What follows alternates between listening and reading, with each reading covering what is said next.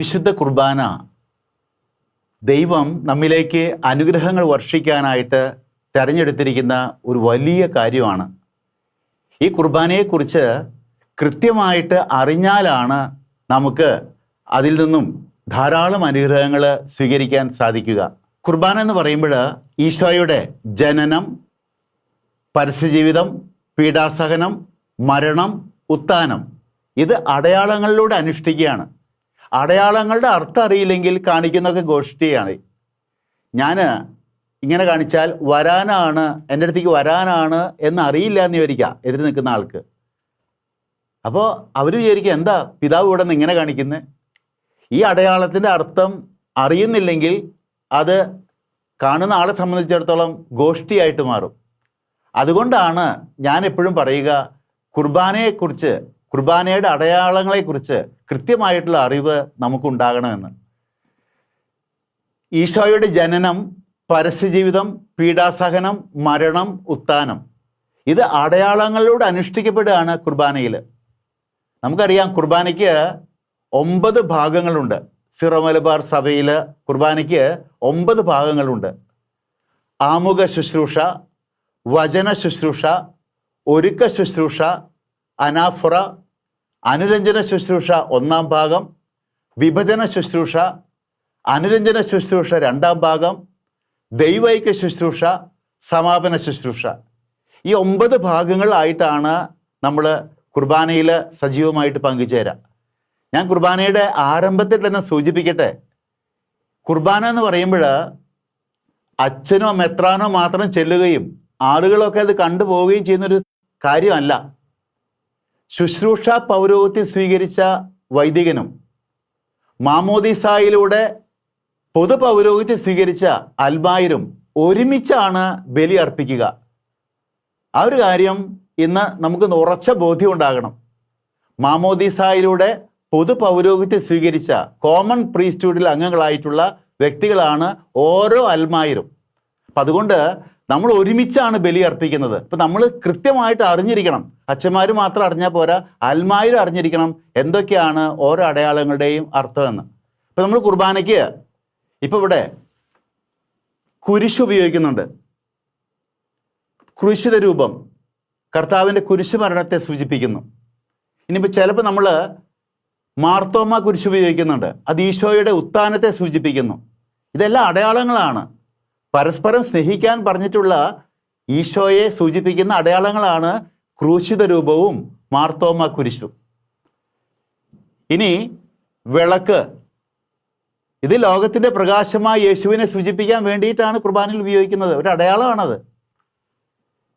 ഇനി നമ്മളറിയാം കാസ, പീലാസ, ഇതെല്ലാം കുർബാനയ്ക്ക് ഉപയോഗിക്കുന്ന പാത്രങ്ങൾ നമ്മളറിയണം. തിരുപാത്രങ്ങളാണതൊക്കെ.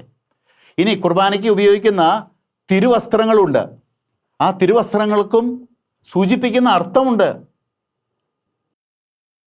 ഈ കൊത്തീന എന്ന് പറയുന്ന നീണ്ട ഉടുപ്പ് വൈദികൻ ആദ്യം ധരിക്കുമ്പോൾ ഇത് പുതിയ മനുഷ്യനെ സൂചിപ്പിക്കുന്ന തിരുവസ്ത്രമാണ്.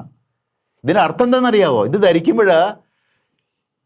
ധരിക്കുന്ന ശുശ്രൂഷ പൗരോഹിത്യം സ്വീകരിച്ച വൈദികനും പൊതു പൗരോഹിത്യം സ്വീകരിച്ച എല്ലാ അൽമായരും പുതിയ മനുഷ്യരായിട്ട് വേണം ബലി അർപ്പിക്കാനെന്ന് ഓർപ്പിക്കുന്ന തിരുവസ്ത്രമാണിത്. അത് നമ്മൾ മനസ്സിലാക്കണം. അത് ഇനി ഇതാണ് ഊറാറ. വൈദികര് കുർബാനയ്ക്കും ഇങ്ങനെ ധരിക്കുന്നില്ലേ? ഊറാറ പരിശുദ്ധിയെ സൂചിപ്പിക്കുന്നു. ഇത് വൈദികൻ ധരിക്കുമ്പോൾ ശുശ്രൂഷ പൗരോഹിത്യം സ്വീകരിച്ച വൈദികനും പൊതു പൗരോഹിത്യം സ്വീകരിച്ച അൽമായരും പരിശുദ്ധിയുള്ളവരായിരിക്കണം കുർബാനയ്ക്ക് അണയുമ്പോൾ എന്ന് സൂചിപ്പിക്കാൻ വേണ്ടിയിട്ടാണ് ഈ തിരുവസ്ത്രം ധരിക്കുന്നത്, എല്ലാവരെയും പ്രതിനിധീകരിച്ചുകൊണ്ട്.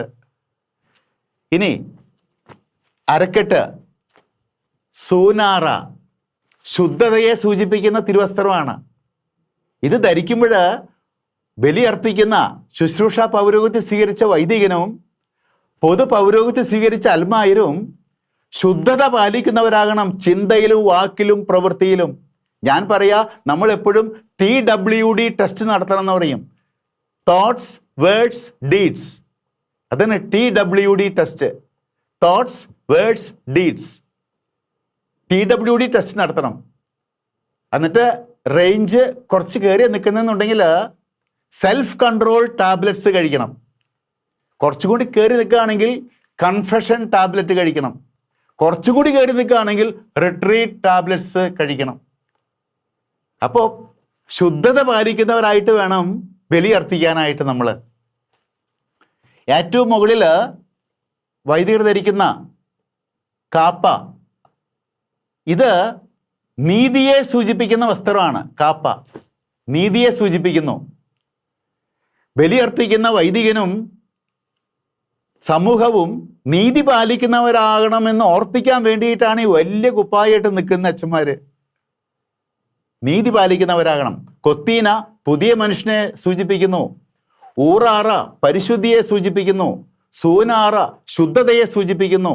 കാപ്പ നീതിയെ സൂചിപ്പിക്കുന്നു. നമ്മൾ വസ്തുക്കൾക്ക്, ഓരോ തിരുവസ്ത്രങ്ങൾക്കും പ്രത്യേകം സൂചിപ്പിക്കുന്ന അർത്ഥമുണ്ട്. ആ അടയാളങ്ങളുടെ അർത്ഥം മനസ്സിലാക്കിക്കൊണ്ട് നമ്മുടെ ജീവിതത്തിൽ മാറ്റം വരുത്തണമെന്ന് ഓർപ്പിക്കാൻ വേണ്ടിയിട്ടാണ് ഞാൻ ഈ കാര്യങ്ങൾ പറഞ്ഞത്. ഇതുകൂടാതെ വ്യക്തികൾക്കും സൂചിപ്പിക്കുന്ന അർത്ഥമുണ്ട്. വൈദികൻ ഈശോയെ സൂചിപ്പിക്കുന്നു. ശുശ്രൂഷികൾ മാലാഖമാരെ സൂചിപ്പിക്കുന്നു. സമൂഹം സ്വർഗീയ ആരാധന സമൂഹത്തെ സൂചിപ്പിക്കുന്നു. നമ്മളൊക്കെ ഇന്നല്ലെങ്കിൽ നാളെ ഈ ലോകത്തോട് യാത്ര പറയണം. നമ്മളിവിടുന്ന് പോയിട്ട് എങ്ങോട്ടാ പോകുന്നറിയാവോ? സ്വർഗത്തിലേക്ക്, ദൈവസന്നിധിയിലേക്ക്. അവിടെ ദൈവത്തെ പാടിപ്പുകഴ്ത്തുന്ന ആരാധന വൃന്ദമായി മാറാൻ പോവാണ്.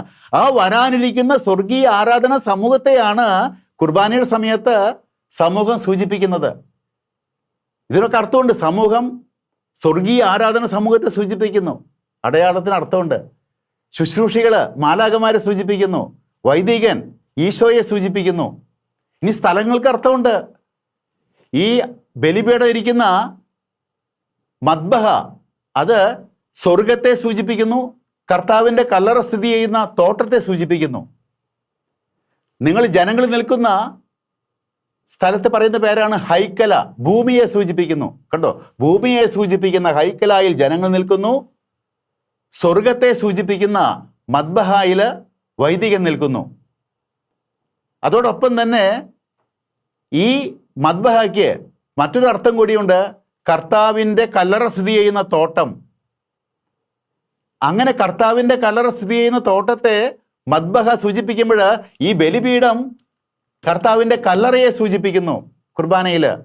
വേറൊരു സമയത്ത് ഈ ബലിപീഠം ത്രിത്വൈക ദൈവത്തിൻ്റെ സിംഹാസനത്തെ സൂചിപ്പിക്കുന്നുണ്ട്. എപ്പോഴാണെന്നറിയാവോ? അച്ഛൻ വന്നിട്ട് ബലിപീഠത്തിൻ്റെ 3 ഇടങ്ങളിൽ ചുംബിക്കുന്നുണ്ടല്ലോ. ഇങ്ങനെ 3 ഇടങ്ങളിൽ ചുംബിക്കുമ്പോൾ ബലിപീഠം ത്രിത്വൈക ദൈവത്തിൻ്റെ സിംഹാസനത്തെയാണ് സൂചിപ്പിക്കുക. ത്രിത്വൈക ദൈവത്തിൻ്റെ സിംഹാസനത്തോടുള്ള ബഹുമാനം പ്രകടിപ്പിച്ചുകൊണ്ടാണ് വൈദികൻ ബലി തുടരുക. അനാഫ്രയ്ക്ക് മുമ്പായിട്ടാണ് അത് ചെയ്യുന്നത്, നിങ്ങൾക്കറിയാം. ഇനി സമാധാനം ആശംസിക്കുന്നതിന് മുമ്പായിട്ട് അച്ഛൻ ബലിപീഠത്തിൽ ഒന്ന് ചുംബിച്ചിട്ടാണ് സമാധാനം ആശംസിക്കുക. അപ്പോൾ ഈ ബലിപീഠം കർത്താവിൻ്റെ കല്ലറയെ സൂചിപ്പിക്കുന്നു. ശൂന്യമായ കല്ലറ. ശൂന്യമായ കല്ലറ ഈശോയുടെ ഉത്ഥാനത്തെ സൂചിപ്പിക്കുന്നു.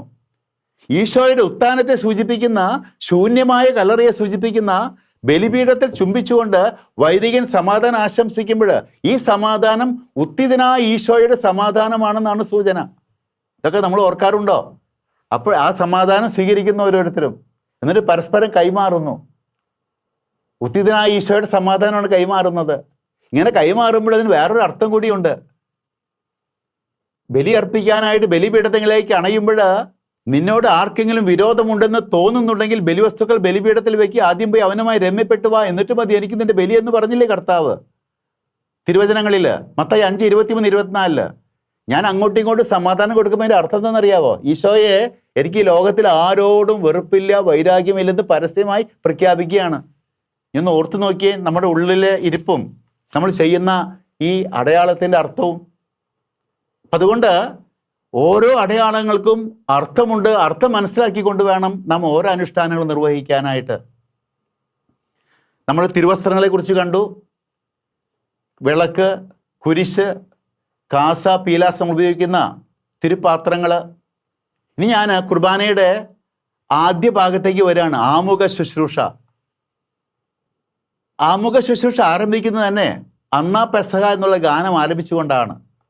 കർത്താവ് നൽകിയ കൽപ്പനയെ ഓർത്തുകൊണ്ടാണ് നമ്മൾ ബലിയർപ്പിക്കാനായിട്ട് ആരംഭിക്കുന്നത്. ആമുഖ ശുശ്രൂഷയുടെ ആദ്യ ഭാഗത്ത് തന്നെ കർത്താവ്, നീ അന്ന് പറഞ്ഞില്ലേ ബലി തുടരാനായിട്ട്, ഞങ്ങൾ നിന്റെ കൽപ്പന അനുസരിച്ച് ഒരുമയോടെയാണ് ഈ ബലി അർപ്പിക്കുന്നു പറഞ്ഞുകൊണ്ടാണ് കുർബാന ആരംഭിക്കുന്നത്. എനിക്ക് വളരെയേറെ വേദനയുണ്ട്. നമ്മൾ എന്തുമാത്രം ആത്മാർത്ഥതയോടെയാണ് നമ്മളെല്ലാവരും, സഭയിൽപ്പെട്ട എല്ലാവരും ഒരുമയോടെയാണ് ബലി അർപ്പിക്കുന്നതെന്ന് പറഞ്ഞുകൊണ്ടിരിക്കുന്നത്. Is it a scandal to the public? മനസ്സിൽ എനിക്ക് ആരോടും ഈ ലോകത്തിൽ വെറുപ്പും വൈരാഗ്യമില്ലെന്ന് ഉറപ്പ് വരുത്തിയിട്ടാണോ ഞാൻ ബലി അർപ്പിക്കുന്നത്? നമ്മളോട് തന്നെ ചോദിക്കാം. നമ്മൾ ആരെയും മറ്റുള്ളവരെ കുറ്റപ്പെടുത്തണ്ട, നമ്മളെ തന്നെ കുറ്റപ്പെടുത്തുക ഓരോരുത്തരും. അങ്ങനെ ഒരുമയോട് ഈ ബലി അർപ്പിക്കാമെന്ന് പറഞ്ഞുകൊണ്ട് കർത്താവിൻ്റെ കൽപ്പന അനുസരിച്ച് നമ്മൾ ബലി ആരംഭിക്കുകയാണ്. എന്നിട്ട് ആദ്യമായിട്ട് ചെയ്യുന്നത്, അന്ന് നസറത്തില് ബേത്ലഹേത്തെ പുൽക്കൂട്ടിൽ ഉണ്ണിയേശു പിറന്നപ്പോഴും മാലാഖമാര് പാടിയ പാട്ട് പാടിക്കൊണ്ടാണ് കുർബാന ആരംഭിക്കുക. അത്യുന്നതമാം സ്വർലോകത്തിൽ. എന്ത് രസമാണ് മാലാഖമാരോടി പാടാനായിട്ട്. ഈശോയുടെ ജനനം ഓർത്തുകൊണ്ടാണ് നാം ബലി ആരംഭിക്കുന്നത്. അത് കഴിഞ്ഞാൽ ഈശോ പഠിപ്പിച്ച പ്രാർത്ഥന ചൊല്ലുകയാണ്. സ്വർഗസ്ഥനായ ഞങ്ങളുടെ പിതാവേ, അപ്പാ എന്ന് ഒരുമിച്ച് വിളിക്കുകയാണ്. അപ്പ എന്ന് ആരെ വിളിക്കുക? മക്കള്. മക്കളാണെങ്കിൽ സഹോദരി സഹോദരന്മാരാണ്. ജാതി മത ഭേദമന്യേ ഈ ലോകത്തുള്ള എല്ലാവരും സഹോദരി സഹോദരന്മാരാണെന്ന് ഏറ്റു പറയുന്ന ഒരു വിളിയാണ് ഈ കുർബാനയുടെ ആരംഭത്തിൽ. അപ്പാ, സ്വർഗസ്ഥനായ ഞങ്ങളുടെ പിതാവേ എന്ന് വിളിക്കുമ്പോൾ ആ ഒരു ചിന്ത എൻ്റെ ഉള്ളിലുണ്ടോ എന്ന് ഒന്ന് ആത്മപരിശോധന ചെയ്യുന്നത് നല്ലതാണ്. ജാതി മത ഭേദമന്യേ എല്ലാവരെയും എൻ്റെ സഹോദരി സഹോദരങ്ങളായിട്ട് കാണാൻ എനിക്ക് കഴിയുന്നുണ്ടോ എന്ന് ആത്മപരിശോധന ചെയ്തിട്ട് വേണം ബലിയിൽ സ്വർഗസ്ഥനായ പിതാവ് എന്ന് വിളിച്ചപേക്ഷിക്കാൻ. ഇത് കഴിഞ്ഞ് സങ്കീർത്തനം ആലപിക്കുന്നു. സങ്കീർത്തനം നമുക്കറിയാം, ദാവീദ് ആടുകളെ പുൽത്തകടിൽ മേയിക്കാൻ വിട്ടിട്ട് ദൈവത്തിൻ്റെ പരിപാലന, തൻ്റെ ജീവിതത്തിൽ ദൈവം നൽകിയ പരിപാലനയെ ഓർത്ത് സങ്കീർത്തനങ്ങൾ ആലപിക്കാറുണ്ട്. ആ ദാവീദിനോട് ചേർന്നാണ് നമ്മൾ ഈ സങ്കീർത്തനം ആലപിക്കുക. നമ്മുടെ ജീവിതത്തിൽ ഒന്ന് പുറകോട്ട് തിരിഞ്ഞു നോക്കിയാൽ എന്തുമാത്രം അനുഗ്രഹങ്ങളാണ് ദൈവം വർഷിച്ചു കൊണ്ടിരിക്കുന്നത്. ആ അനുഗ്രഹങ്ങളെ ഓർത്ത് സങ്കീർത്തനം ആലപിച്ച് നമുക്ക് ദൈവത്തോട് നന്ദി പറയാം. ഈ സങ്കീർത്തനം ആലപനം കഴിഞ്ഞാൽ പിന്നെ വരുന്ന ഉത്ഥാനഗീതം. ഈശോയുടെ ഉത്ഥാനവും മരണശേഷമുള്ള നമ്മുടെ ഉയർപ്പും ഓർക്കുന്ന സമയമാണ് സർവാധിപനാം കർത്താവേ. ആ ഉത്ഥാനഗീതം പാടുമ്പോൾ നമ്മൾ ഈ ലോകത്തിൽ സ്ഥിരമായിട്ടുള്ളവരല്ലെന്നുള്ളൊരു ചിന്തയൊക്കെ കൊണ്ടുവരാൻ നല്ലത്. ആ സമയത്ത് ഞാൻ മരണശേഷം ഉയർത്ത് കർത്താവിൻ്റെ സന്നിധിയിലേക്ക് പോകാനുള്ളവനാണെന്നുള്ള ചിന്ത എനിക്ക് എന്നിലേക്ക് ഞാൻ കൊണ്ടുവരണം ഈ സമയത്ത് ഉത്ഥാനഗീതം ആലപിക്കുമ്പോൾ. അതുപോലെ എനിക്ക് മുൻപേ ഉയർത്തെഴുന്നേറ്റ യേശുവിൻ്റെ ഉത്ഥാനത്തിലുള്ള വിശ്വാസം ഞാൻ ഏറ്റുപറയുകയും വേണം ആ സമയത്ത്. ഇത്രയും കഴിയുമ്പോൾ ആമുഖ ശുശ്രൂഷ കഴിയുന്നു. ഇനി വചന ശുശ്രൂഷയിലേക്ക് കടക്കുകയാണ്. കുർബാനയുടെ രണ്ടാമത്തെ ഭാഗമാണ് വചന ശുശ്രൂഷ. അത് ത്രൈശുദ്ധ കീർത്തനത്തോടു കൂടിയാണ് ആരംഭിക്കുക. സർവേശ, ബലവാനെ, അമർത്യനെ, ഈ മൂന്ന് വിശേഷങ്ങൾ പറഞ്ഞുകൊണ്ട് ദൈവത്തെ പാടിപ്പുകഴ്ത്തിക്കൊണ്ട് വചനം കേൾക്കാൻ പോകുന്നതിലുള്ള ആനന്ദം പ്രകടിപ്പിക്കുകയാണ് ത്രൈശുദ്ധ കീർത്തനം ആരംഭിക്കുമ്പോൾ. സാധാരണഗതിയിൽ പള്ളികളിലൊക്കെ ചെല്ലുമ്പോൾ കൊച്ചു കുട്ടികൾ കുഞ്ഞി പാവാടയൊക്കെ ഇട്ടിങ്ങനെ ശബ്ദമുയർത്തി പാടിടുവി എന്നൊക്കെ പാടുമ്പോൾ ഇങ്ങനെ ഡാൻസ് ചെയ്യുന്ന കണ്ടിന്. ശരിക്കും അതാണ് അതിൻ്റെ ആ സമയത്തെ ആ ഉദ്ദേശിക്കുന്ന ചിന്ത. സന്തോഷത്തോടുകൂടി തുള്ളിച്ചാടി പാടുന്ന പാട്ടാണത്. കർത്താവിൻ്റെ വചനം കേൾക്കാൻ പോകുന്നതിലുള്ള ആനന്ദമാണ് അവിടെ പ്രകടിപ്പിക്കുന്നത്. അത് കഴിഞ്ഞാൽ നമ്മൾ വചനം വായിക്കുമ്പോൾ 4 വായനകളാണുള്ളത്. ഒന്ന് പഞ്ചഗ്രന്ഥിയിൽ നിന്നും, പിന്നെ പഞ്ചഗ്രന്ഥി ഒഴികെയുള്ള പഴയ നിയമഭാഗത്ത് നിന്ന് 2ാമത്തെ വായന, ലേഖന ഭാഗത്ത് നിന്ന് 3ാമത്തെ വായന, പിന്നെ സുവിശേഷം. ഈ വചനമൊക്കെ വായിക്കുമ്പോൾ കർത്താവിൻ്റെ ശബ്ദമാണ്, കർത്താവിൻ്റെ വചനമാണ് നാം കേൾക്കുന്നുള്ളൊരു ബോധ്യം നമുക്കുണ്ടാകണം. ഞാനൊരു കുടുംബ യൂണിറ്റിന് ചെന്നപ്പോൾ അവിടെ ചെറിയ സ്പീക്കറൊക്കെ വെച്ചിട്ടുണ്ട്. ഒരു വീട്ടിൽ അതിൻ്റെ ഒരു ബോക്സ് ആ മുറിയുടെ മൂലയ്ക്ക് വെച്ചിട്ടുണ്ട്. ഒരു കൊച്ചുകുട്ടി, കുഞ്ഞു കൊച്ച് ആ സ്പീക്കറിൻ്റെ അടുത്ത് പോയിരിക്കും ചെവി വെച്ചിട്ട്. ആ കുട്ടിയുടെ അപ്പനാണ് ആ യൂണിറ്റിലെ ട്രഷറർ.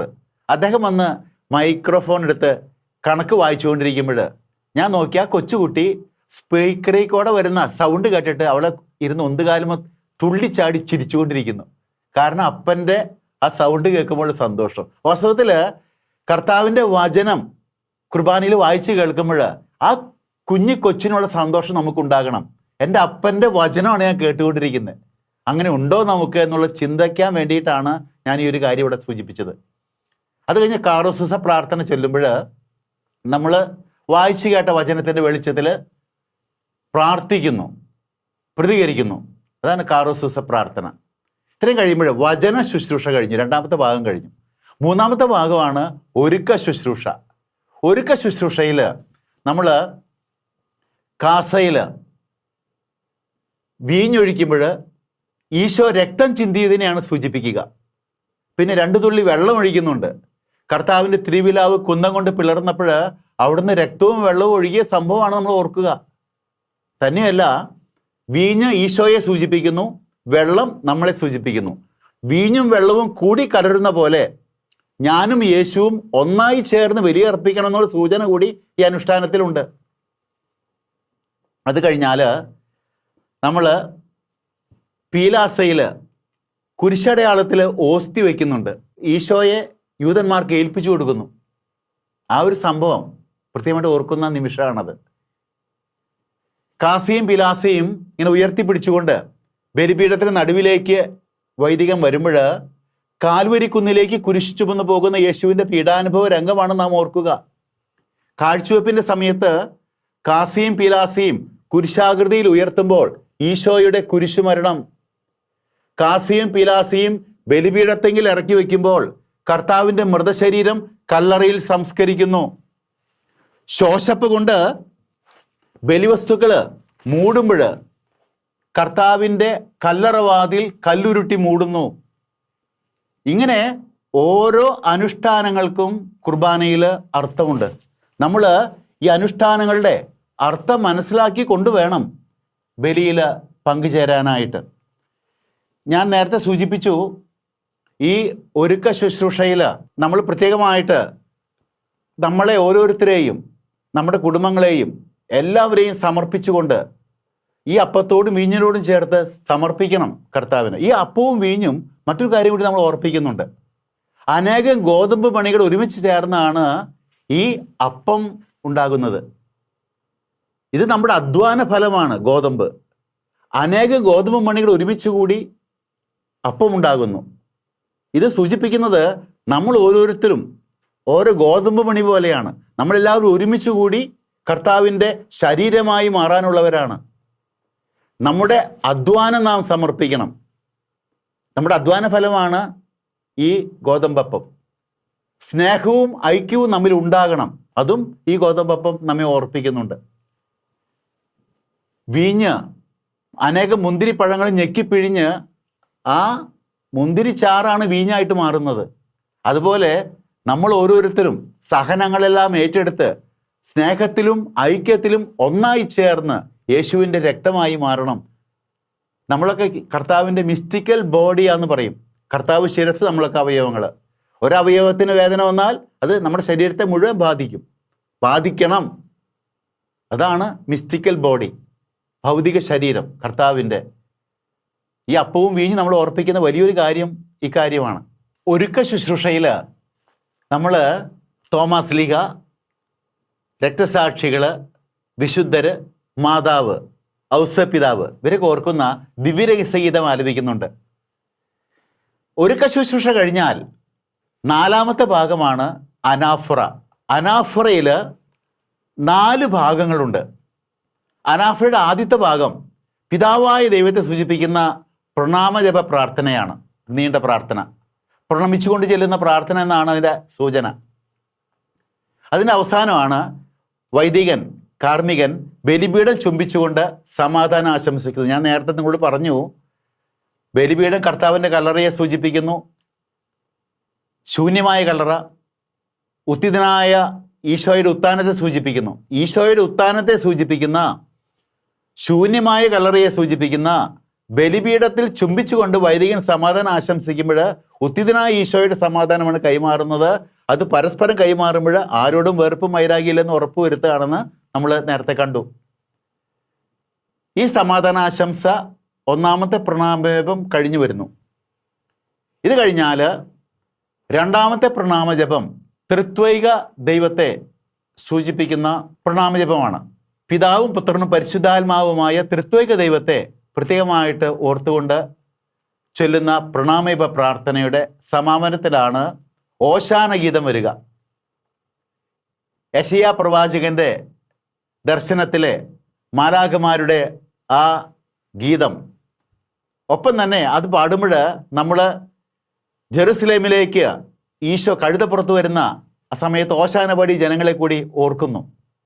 അപ്പോൾ ഓശാന ഗീതം ഒന്നാമത്തെ പ്രണാമജപം കഴിഞ്ഞിട്ടാണ് സമാധാനാശംസ, രണ്ടാമത്തെ പ്രണാമജപം കഴിഞ്ഞിട്ടാണ് ഓശാന ഗീതം. ഇത് കഴിഞ്ഞിട്ടാണ് മൂന്നാമത്തെ പ്രണാമജപം വരുന്നത്. ആ മൂന്നാമത്തെ പ്രണാമജപം ഈശോയെ സംബന്ധിച്ചിട്ടുള്ള പ്രാർത്ഥനകളാണ്. അതിൻ്റെ നടുവിലായിട്ടാണ് കൂദാശവചന പ്രാർത്ഥന വരുന്നത്. കൂദാശവചന പ്രാർത്ഥന ചൊല്ലുമ്പോൾ കാസയിൽ രക്തം, പീലാസയിൽ ശരീരം. ഈ ശരീരരക്തങ്ങളുടെ വേർതിരിവ് മരണത്തെ സൂചിപ്പിക്കുന്നു. നമ്മുടെ ശരീരത്തിൽ നിന്ന് രക്തം മുഴുവൻ മാറ്റിക്കഴിഞ്ഞാൽ ആ വ്യക്തി മരിക്കും. കാസയിൽ രക്തം, പീലാസയിൽ ശരീരം. ശരീരരക്തങ്ങളുടെ വേർതിരിവ് മരണത്തെ സൂചിപ്പിക്കുന്നു. ഒപ്പം കൂദാശവചനം ചെല്ലുമ്പോൾ സെഹിയോൻ ശാലയിൽ വെച്ച് ഈശോ കുർബാന സ്ഥാപിച്ച നിമിഷങ്ങൾ നമ്മൾ പ്രത്യേകമായിട്ട് ഓർക്കുന്നുണ്ട്. മൂന്നാമത്തെ പ്രണാമജപം ഇതുപോലെ കൂദാശവചനം സെൻറ്ററായിട്ട് വരുന്ന പ്രണാമജപ പ്രാർത്ഥനയാണ്. ഇതിൻ്റെ അടുത്ത പ്രണാമജപമാണ് നാലാമത്തെ പ്രണാമജപ പ്രാർത്ഥന. അത് പരിശുദ്ധാത്മാവിനെ കേന്ദ്രീകരിച്ചുള്ളതാണ്. ആ പ്രാർത്ഥന, നീണ്ട പ്രാർത്ഥനയുടെ അവസാനമാണ് റൂഹാഷണ പ്രാർത്ഥന അച്ഛൻ ചെല്ലുക. പരിശുദ്ധാത്മാവ് ഇറങ്ങി വന്ന് ഗോതമ്പപ്പവും മുന്തിരിച്ചാറും കർത്താവിൻ്റെ ശരീരക്തമാക്കി മാറ്റുന്ന പ്രക്രിയ പൂർത്തീകരിക്കുന്ന നിമിഷങ്ങളാണത്. ദ ഹോൾ അനാഫ്ര ഈസ് കോൺസെക്രേറ്ററി എന്ന് പറയുമ്പോൾ അനാഫ്രയുടെ ആരംഭം മുതൽ അവസാനം വരെ മുന്തിരിച്ചാറും ഗോതമ്പപ്പവും കർത്താവിൻ്റെ ശരീരക്തമായി മാറുന്ന പ്രക്രിയ നടക്കുന്നെന്നാണ് സൂചന. അതുകൊണ്ട് വളരെ പ്രാധാന്യം അറിയിക്കുന്നു അനാഫ്ര മുഴുവനും. ഇനി അനാഫ്ര കഴിഞ്ഞാൽ അടുത്ത ഭാഗമാണ് അനുരഞ്ജന ശുശ്രൂഷ ഒന്നാം ഭാഗം. അനുരഞ്ജന ശുശ്രൂഷ ഒന്നാം ഭാഗം ദൈവവും മനുഷ്യനുമായുള്ള ബന്ധത്തിൽ വന്ന മുറിവുണക്കുന്ന ഭാഗമാണ്. ദൈവമേ, അങ്ങയുടെ കൃപയ്ക്കൊത്ത വിധം എന്നോട് കരുണ തോന്നണമേ എന്ന് പറഞ്ഞുകൊണ്ട് പ്രാർത്ഥിക്കുകയാണ്. ഞാനും ദൈവവുമായുള്ള ബന്ധത്തിൽ വന്ന മുറിവുണക്കുന്ന ഭാഗമാണ്. നമ്മൾ ഏതൊരു പാപം ചെയ്യുമ്പോഴും ദൈവവുമായുള്ള ബന്ധം മുറിയും, മനുഷ്യനുമായുള്ള ബന്ധം മുറിയും. ഈ രണ്ട് തലത്തിലുള്ള മുറിവുണക്കൽ കുർബാനയിലുണ്ട്. ഈ രണ്ട് തലത്തിൽ മുറിവുണക്കുന്ന ഭാഗങ്ങളാണ് അനുരഞ്ജന ശുശ്രൂഷ ഒന്നാം ഭാഗവും അനുരഞ്ജന ശുശ്രൂഷ രണ്ടാം ഭാഗവും. അനുരഞ്ജന ശുശ്രൂഷ രണ്ടാം ഭാഗത്ത് കലഹം മാറ്റാം, ഭിന്നത നീക്കിയിടാം, അവിടെ മനുഷ്യനുമായുള്ള ബന്ധത്തിൽ വന്ന് മുറിവുണക്കുന്ന ഭാഗമാണ്. ഇവിടെ ദൈവവും മനുഷ്യനുമായുള്ള ബന്ധത്തിൽ വന്ന് മുറിവുണക്കുന്ന ഭാഗമാണ്. ദൈവമേ, അങ്ങയുടെ കൃപയ്ക്കൊത്ത വിധം എന്നോട് കരുണ തോന്നണമേ. അവിടെ കലഹം മാറ്റാം, ഭിന്നത നീക്കാം, സ്നേഹത്തിലാകാം, ആ ഒരു ചിന്ത. മനുഷ്യനുമായുള്ള ബന്ധത്തിൽ വന്ന മുറിവുണക്കുന്ന ഭാഗം. ഈ രണ്ട് ഭാഗങ്ങൾക്ക് നടുവിലാണ് വിഭജന ശുശ്രൂഷ വരുന്നത്. തിരുവോസ്തി രണ്ടായിട്ട് മുറിക്കുമ്പോൾ ഈശോയുടെ മരണത്തെയാണ് അനുഷ്ഠാനം സൂചിപ്പിക്കുക. വിഭജിച്ച ഭാഗങ്ങൾ തിരുരക്തത്തിൽ മുക്കുമ്പോൾ ശരീരവും രക്തവുമായുള്ള സംയോജനം. പിന്നെ വിഭജിച്ച ഭാഗങ്ങൾ ചേർത്ത് പിടിക്കുമ്പോൾ ഈശോയുടെ ഉത്ഥാനം. ഇവിടെ കർത്താവിൻ്റെ മരണവും ഉത്ഥാനവും അടയാളങ്ങളിലൂടെ അനുഷ്ഠിക്കപ്പെടുകയാണ്. ഓർക്ക മാത്രമല്ല. എനിക്കിത് എങ്ങനെയാണ് പറഞ്ഞു പിടിപ്പിക്കുന്നതെന്ന് അറിയത്തില്ല. Actually taking place. അത്രയും പ്രാധാന്യമുണ്ട് കുർബാനയിൽ. കർത്താവിൻ്റെ കുരിശുമരണവും ഉത്ഥാനവും. അന്ന് കാൽവരിക്കുന്നിൽ കർത്താവ് കുരിശിൽ മരിച്ചില്ലേ? ഈശോ അവിടെ ഉത്ഥാനം ചെയ്തില്ലേ? അത് ഇവിടെ ഈ അൾത്താരയിൽ, കുർബാനയിൽ it's actually taking place through these signs of bread and wine. അത്രയും വിശ്വാസത്തോടുകൂടിയാണ് കുർബാനയിൽ പങ്കുചേരാനായിട്ട്. ഈശോ സന്നിഹിതനാണ്. എന്നെയും നിങ്ങളെയും സൃഷ്ടിച്ച, പരിപാലിക്കുന്ന നാം എവിടെയാണ് ചെന്നെത്തേണ്ടത്? ആ ദൈവം അപ്പത്തിൻ്റെയും വീഞ്ഞിൻ്റെയും രൂപത്തിൽ ഇവിടെ സന്നിഹിതനാണ് കുർബാനയിൽ. ആ ഈശോയുടെ സാന്നിധ്യം ഉൾക്കൊണ്ടാൽ ഒരിക്കലും മനസ്സിൽ ചെറിയൊരു വെറുപ്പോ വൈരാഗ്യമോ വെച്ച് ബലി അർപ്പിക്കാൻ പറ്റില്ല ശരിക്കുള്ള വിശ്വാസമുള്ള ഒരാൾക്ക്. കാരണം പൗലോസ്ലീഹ പറയുന്നുണ്ട്, അയോഗ്യതയോടെ ഈ അപ്പം ഭക്ഷിക്കുന്നവൻ ശിക്ഷാവിധിയാണ് ഭക്ഷിക്കുക, പാനം ചെയ്യുക എന്ന്. അനുരഞ്ജന ശുശ്രൂഷയില് നമ്മൾ മനസ്സിലെ എല്ലാ കറകളും നീക്കിക്കളയണം. എന്നോട് ആരൊക്കെ എന്തൊക്കെ ചെയ്താലും ഞാനതെല്ലാം മറക്കാനും പൊറുക്കാനും തയ്യാറാകണം. അല്ലെങ്കിൽ ഇറ്റ്സ് എ പബ്ലിക് സ്കാൻഡൽ. പ്രത്യേകിച്ച് ഞങ്ങൾ മെത്രാന്മാരും വൈദികരും സമർപ്പിതരും ഒക്കെ എന്തെങ്കിലും ചെറിയൊരു വ്യക്തിബന്ധങ്ങളിൽ മുറിവുകളായിട്ട് ബലിയർപ്പിച്ചാൽ അത് വലിയൊരു ഉതപ്പാണ് സമൂഹത്തിന്. അതൊരു വിശ്വാസക്കുറവാണ് ശരിക്കും. അപ്പം അതുകൊണ്ട് ഉത്തിതനായ യേശുവിനെ ഇവിടെ തിരുവോസ്തിയിൽ വിശ്വാസത്തിന്റെ കണ്ണുകൾ തുറന്ന് കാണാൻ എനിക്ക് സാധിക്കണം. എമ്മാവുസിലേക്ക് പോയി ശിഷ്യന്മാർ തിരുവോസ്തി സ്വീകരിച്ചു കഴിഞ്ഞപ്പോൾ അവരെ കണ്ണു തുറക്കപ്പെട്ടു, യേശുവിനെ കണ്ടു എന്ന് വ്യക്തമായിട്ട് പറയുന്നു. എൻ്റെ വിശ്വാസത്തിന്റെ കണ്ണുകൾ തുറന്ന് യേശുവിനെ കാണാൻ എനിക്ക് കഴിയണം. ഇതാ യഥാർത്ഥത്തിൽ ഈശോയുടെ സന്നിഹിതനാകുന്നു. ഈശോയുടെ കുരിശുമരണവും ഉത്ഥാനവും actually taking place through signs of bread and wine is a fact. അത് എന്തുമാത്രം നമുക്ക് മനസ്സിലാക്കാൻ പറ്റുന്നുള്ളത് ബുദ്ധിമുട്ടാണ് മാനുഷികമായി ചിന്തിക്കുമ്പോൾ. പക്ഷേ ഇറ്റ്സ് എ റിയാലിറ്റി.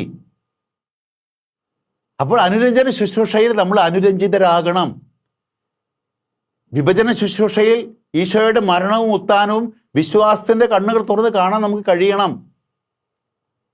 ഇത് കഴിഞ്ഞാലാണ് അടുത്ത ഭാഗമാണ് ദൈവൈക്യ ശുശ്രൂഷ. നമ്മൾ വീണ്ടും രണ്ടാമത്തെ സ്വർഗസ്ഥനായ പിതാവേ എന്ന പ്രാർത്ഥന ചെല്ലുമ്പോൾ അപ്പാ എന്ന് രണ്ടാമത്തെ വിളി വിളിക്കുന്നു. ഇവിടെ വേറെ അർത്ഥമാണ് അപ്പ എന്നുള്ള വിളിക്ക്. ഞങ്ങളൊക്കെ പാപം മൂലം ദൈവമക്കളുടെ സ്ഥാനം നഷ്ടപ്പെട്ടിരിക്കുകയായിരുന്നു. അനുരഞ്ജന ശുശ്രൂഷയിലൂടെ നീ ഇതാ ഞങ്ങളെ വീണ്ടും മക്കളാക്കി മാറ്റി. അതുകൊണ്ട് ഞങ്ങളിപ്പോൾ യോഗ്യതയോടെ വിളിക്കുകയാണ്, അപ്പാ സ്വർഗസ്ഥനായി ഞങ്ങളുടെ പിതാവേ. കണ്ടോ? ഈ മാറ്റങ്ങളൊക്കെ നമ്മുടെ ജീവിതത്തിൽ സംഭവിക്കണം കുർബാനയിൽ പങ്കുചേരുമ്പോൾ. ഇത് ചുമ്മാ വന്ന് കണ്ടുപോകുന്നൊരവസ്ഥയല്ല. ഈ കൊറോണ കാലത്ത് നമ്മൾ മീഡിയ വഴി ടി വിയിലൊക്കെ കുർബാന കണ്ട് അറിയാതെ ജീവിതബന്ധിയല്ലാത്തൊരു കുർബാന സ്റ്റൈലിലേക്ക് കുറേ പേരെങ്കിലും വന്നോന്ന് എനിക്ക് സംശയമുണ്ട്. നമ്മൾ ഞാൻ ജീവിതബന്ധിയാക്കി മാറ്റണം. എൻ്റെ ജീവിതത്തിൽ മാറ്റം മാറണം, മാറ്റം വരുത്തണം. വിശ്വാസത്തോടുകൂടി ഈശോയെ സ്വീകരിക്കണം. തീർച്ചയായിട്ടും അത്ഭുതങ്ങൾ നടക്കും. അടുത്ത ഭാഗമാണ് ഈശോയെ സ്വീകരിക്കുന്ന ഭാഗം. അതിൽ തുടക്കത്തിലാണ് നമ്മൾ ദൈവൈക്യ ശുശ്രൂഷ. അതിലാണ് നമ്മൾ സ്വർഗസ്ഥനായ പിതാവേ, നഷ്ടപ്പെട്ട ദൈവമക്കളുടെ സ്ഥാനം വീണ്ടും കിട്ടിയ മക്കളിതാ വിളിക്കുന്നു അപ്പാ. അതിനുശേഷമാണ് നമ്മൾ ഈശോയെ സ്വീകരിക്കുക. കുർബാനയിൽ പങ്കുചേരുമ്പോഴൊക്കെ കുർബാന സ്വീകരിക്കണം. കാരണം ഈശോ കുർബാന സ്വീകരിക്കാത്തൊരു കുർബാന സ്ഥാപിച്ചിട്ടില്ല. ഇതെൻ്റെ ശരീരമാകുന്നു, രക്തമാകുന്നു, നിങ്ങളിത് വാങ്ങി ഭക്ഷിക്കുക, പാനം ചെയ്യുക. അപ്പൊ ചിലർ ചോദിക്കും, പിതാവേ ഞങ്ങൾക്ക് എല്ലാവർക്കും തിരുരക്തം തരുന്നില്ലല്ലോ. നിങ്ങൾ ശ്രദ്ധിച്ചോ? വിഭജന ശുശ്രൂഷയിൽ വിഭജിച്ച ഭാഗങ്ങൾ തിരുരക്തത്തിൽ മുക്കുമ്പോൾ ശരീരവും രക്തവുമായുള്ള സംയോജനം നടക്കുന്നുണ്ട്. അപ്പോൾ നിങ്ങൾ തിരുശരീരം മാത്രം സ്വീകരിച്ചാലും ഇരു സാദൃശ്യങ്ങളിലാണ് സ്വീകരിക്കുന്നത്. ഇനി എവിടെയെങ്കിലും സാധ്യതയുണ്ടെങ്കിൽ ഇരു സാദൃശ്യങ്ങളിൽ കൊടുത്താലും വിരോധമില്ല, കുറച്ച് പേരൊക്കെ ഉള്ളെങ്കിൽ, സൗകര്യമുണ്ടെങ്കിൽ. അപ്പൊ കർത്താവിൻ്റെ ശരീരവും രക്തവും സ്വീകരിച്ച് ശക്തി പ്രാപിക്കുകയാണ്. ഈ അമ്മമാർ കുഞ്ഞുങ്ങളെയൊക്കെ ഒരുക്കി വിടില്ലേ സ്കൂളിലേക്ക്, ജോലിക്കൊക്കെ ചോറൊക്കെ കൊടുത്ത്. അതുമാതിരി ഈശോ ഒരു ദിവസത്തിൽ 24 മണിക്കൂറിൽ ഒന്നാമത്തെ മണിക്കൂറിൽ പള്ളിയിലേക്ക് വിളിച്ചു വരുത്തി തൻ്റെ ശരീരവും രക്തവുമാകുന്ന ഭക്ഷണവും പാനീയവും നൽകിക്കൊണ്ട് നമ്മുടെ മസിൽ ഉറപ്പിച്ച് വിടുകയാണ്. 23 മണിക്കൂർ, ബാക്കിയുള്ള 23 മണിക്കൂർ നീണ്ടു നിൽക്കുന്ന ഒരു കാര്യത്തിന് വേണ്ടിയാണ് വിടുന്നത്. നമ്മുടെ കുർബാനയുടെ ദൈർഘ്യം ഒരു ദിവസം 24 hours ആണ്, 24 മണിക്കൂറാണ്. അതാണ് ബലിജീവിതം എന്ന് പറയുന്നത്. അതിൻ്റെ ആദ്യ മണിക്കൂറാണ് പള്ളിയിൽ കർത്താവ് വിളിച്ചു വരുത്തി തൻ്റെ ശരീരവും രക്തവുമാകുന്ന ഭക്ഷണവും പാനീയവും തന്ന് നമ്മുടെ മസിലൊക്കെ ഉറപ്പിച്ച് വിടുകയാണ്. എന്തിനാണെന്നറിയാവോ? കുർബാനയുടെ രണ്ടാം ഭാഗത്തേക്ക്, 23 മണിക്കൂർ നീണ്ടു നിൽക്കുന്ന കുർബാനയുടെ രണ്ടാം ഭാഗത്തേക്ക് ദിവസത്തിൽ 23 മണിക്കൂർ നീണ്ടു നിൽക്കുന്ന ഭാഗമാണത്. അതാണ് സമാപന ശുശ്രൂഷയിൽ നമ്മൾ കാണുക. ആശീർവദിച്ചയക്കുന്നു ആളുകളെ. എന്തിനാണെന്നറിയാവോ? ലൂക്ക 10:25-37 പറയുന്നുണ്ട് നല്ല ശമറായൻ്റെ ഉപമ. എന്നിട്ട് പറയുന്നോ, നീയും പോയി അതുപോലെ ചെയ്യുക എന്ന് പറയുന്നില്ലേ? അതെ, സമാപന ആശീർവാദം. നല്ല ശമറായനെ പോലെ അവശത അനുഭവിക്കുന്നവൻ്റെ അടുത്ത് എന്ന് അവന് ശുശ്രൂഷ ചെയ്യാനായിട്ട് നിന്നെ അനുഗ്രഹിച്ചയക്കുന്ന ഭാഗമാണ് കുർബാനയുടെ അവസാന ഭാഗം, സമാപന ശുശ്രൂഷ. നമ്മുടെയൊക്കെ കുർബാന പള്ളിയിൽ കഴിഞ്ഞു. പിന്നെ ചില പള്ളികൾ കണ്ടിട്ടുണ്ട്, നല്ല ചെരുപ്പുണ്ടെങ്കിൽ അതെടുത്തിട്ട് പോവാ. കുർബാനയുടെ സമാപനം അവിടെയല്ല. കുർബാനയുടെ സമാപനം 24 മണിക്കൂറും നീണ്ടു നിൽക്കുന്നതാണ്. അതൊക്കെ 24 മണിക്കൂർ കഴിയുമ്പോഴേ കുർബാന തീരുന്നുള്ളൂ ഒരു ദിവസം. അവശരിലേക്ക് തിരിയണം. ആ തിരിച്ചലില്ലാത്തത് കൊണ്ടാണ് ഇന്നത്തെ നമ്മുടെ നട്ടം തിരിച്ചിലൊക്കെ. ലൂക്ക 3:11 പറയുന്നു, രണ്ടുടുപ്പുള്ളവൻ ഒന്നും ഇല്ലാത്തവന് കൊടുക്കട്ടെ, ഭക്ഷണമുള്ളവൻ അങ്ങനെ ചെയ്യട്ടെ. രണ്ടുടുപ്പുള്ളവൻ ഒന്നും ഇല്ലാത്തവന് കൊടുക്കുന്നില്ലെങ്കിൽ, ഭക്ഷണമുള്ളവൻ അങ്ങനെ ചെയ്യുന്നില്ലെങ്കിൽ നമ്മളാരും സ്വർഗരാജ്യത്തിന് അവകാശികളാവുകയില്ല. മറക്കണ്ട. മത്തായി 25:40 പറയുന്നുണ്ട്, എനിക്ക് ദാഹിച്ചു കുടിക്കാൻ തന്നോ, വിശന്നു ഭക്ഷിക്കാൻ തന്നോ. നിങ്ങൾ ഓർക്കുന്നുണ്ടാകും. ഈ എളിയതിൽ ഒരു ചെയ്തപ്പോൾ എനിക്ക് തന്നെയാണ് ചെയ്തത്. ഈശോയ്ക്ക് ചെയ്യുന്നതാണ് നീ പാവപ്പെട്ടവരെ സഹായിക്കുമ്പോൾ. ജാതിയും മതവും നോക്കാതെ അവശത അനുഭവിക്കുന്നവനെ കണ്ടെത്തി അവനെ സഹായിക്കണം. അതിന് നിന്നെ ശക്തിപ്പെടുത്തുന്ന കുർബാന മാത്രമാണ്. അവശരിൽ യേശുവിനെ കണ്ടുകൊണ്ട് എമ്മാവുസിലേക്ക് പോയി ശിഷ്യന്മാര് യേശുവിനെ, ഉത്തിതനായ യേശുവിനെ കണ്ണുകൾ തുറന്ന് കണ്ടതുപോലെ പാവപ്പെട്ടവന്റെ മുഖത്ത്, അവശത അനുഭവിക്കുന്നവന്റെ മുഖത്ത് യേശുവിനെ കണ്ടുകൊണ്ട് അവനെ സഹായിക്കാൻ വേണ്ടി നിന്റെ മസിൽ ഉറപ്പിച്ചു വിടുന്ന കൂദാശയാണ് കുർബാന എന്ന കൂദാശ. ഈ തിരിച്ചരി നമുക്കുണ്ടാകണം, അവശരിലേക്കുള്ള തിരിച്ചര്. മറ്റു നട്ടം തിരിച്ചരികളൊക്കെ മാറണമെങ്കിൽ ഈ അവശരിലേക്ക് തിരിയാനായിട്ട് നമ്മൾ ഒറ്റക്കെട്ടായിട്ട് മുന്നോട്ട് വന്നാൽ ഈശോ നമ്മെ അനുഗ്രഹിക്കും. കുർബാന വലിയൊരു ഊർജമായി, ശക്തിയായി മാറും നമ്മുടെ ജീവിതത്തിൽ.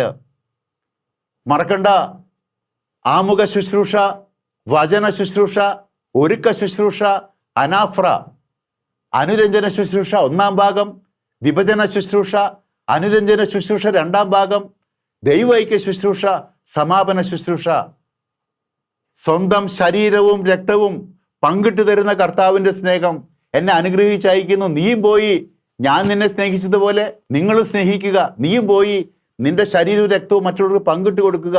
നിന്റെ ആയുസ്സ് മുഴുവൻ മറ്റുള്ളവർക്ക് വേണ്ടി ചെലവഴിക്കുക, അവസരം സഹായിക്കാൻ. വിശുദ്ധ കുർബാനയുടെ യഥാർത്ഥ ചൈതന്യം ഉൾക്കൊണ്ട് ഏറ്റവും ഭക്തിപൂർവ്വം അടയാളങ്ങളുടെ അർത്ഥം മനസ്സിലാക്കിക്കൊണ്ട് ദിവ്യബലിയിൽ പങ്കുചേർന്ന് നമുക്കും നമ്മുടെ നാടിനും നമ്മുടെ രാജ്യത്തിനും ലോകം മുഴുവനും വേണ്ടി നമുക്ക് അനുഗ്രഹങ്ങൾ നേടാം.